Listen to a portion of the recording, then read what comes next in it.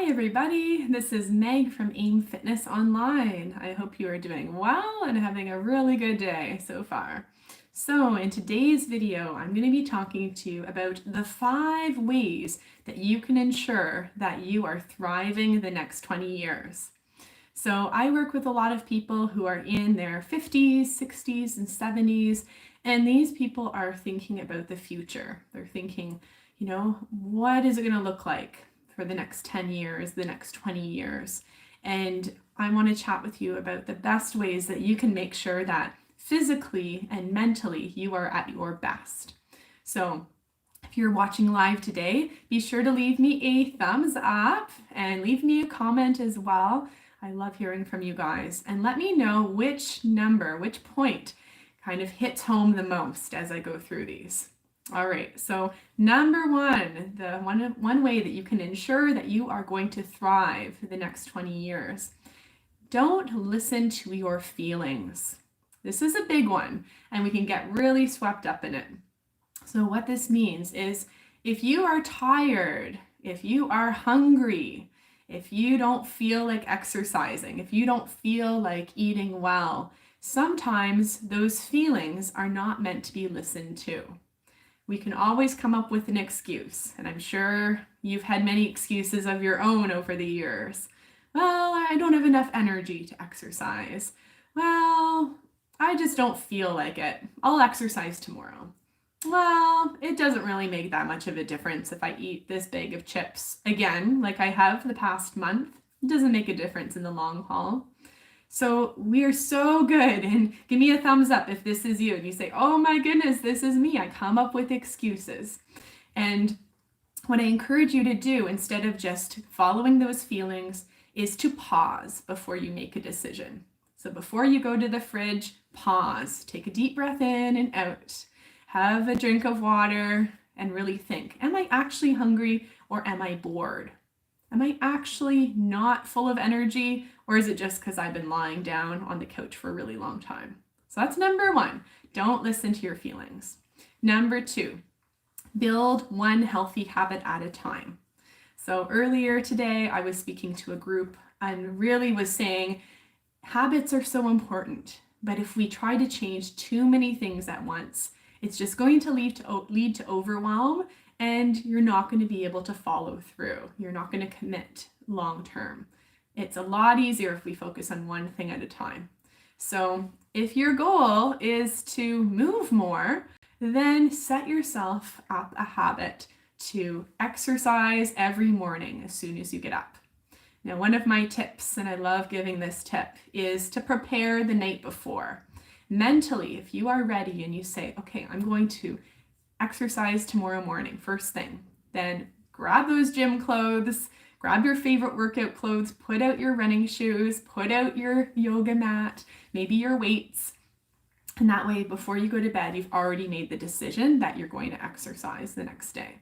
And that's a great healthy habit to start with. I encourage everybody to start with some morning stretches. It is going to change your life. It's going to change the way that you have more energy to do the things you love.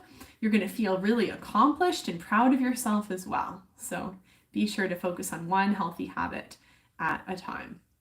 Number 3, today I'm talking to you guys about how to ensure that you're thriving over the next 20 years. And point number 3 is find accountability and a coach. So if you're someone who has started and stopped your fitness routine, maybe you've tried to make lasting changes, maybe that's working on a diet or eating healthier, and it just hasn't lasted, good news is you're not alone. You're not alone. It's so hard to continue and to make changes when you're doing it alone. So I encourage you to find a friend, maybe find somebody you know who is also in the same place as you and wants to feel and make healthy changes. And then we're not meant to do things alone too. So I really encourage you to find a coach. Now, I have quite a few online programs. I would love to have you join me if you're looking for that kind of accountability. Or I've got a great private Facebook group if you want to join that. I also can provide you accountability there. Or maybe it's finding someone else who can really support you and really encourage you and motivate you along the way. Now, so that's point number 3, find accountability and a coach.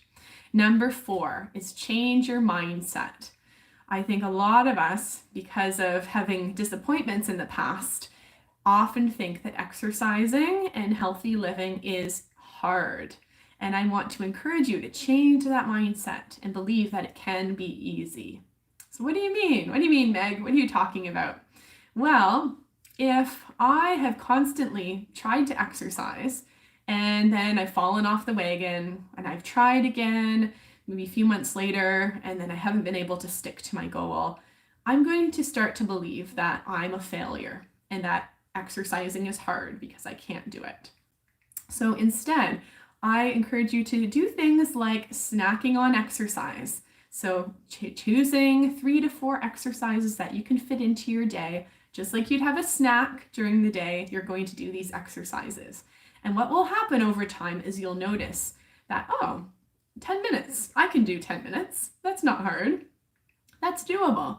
And you'll start to feel better. You'll start to see those improvements. And what that will lead you to do is to exercise a little bit longer and to know that anything is possible.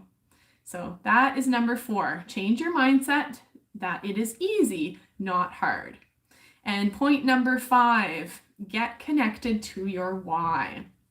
This is a really important one as well, because if you know why you are exercising, if you know why you're motivated to get up every day and to do it even when you don't feel like it, then that is going to push you through the days when you don't want to get up off the couch or out of bed.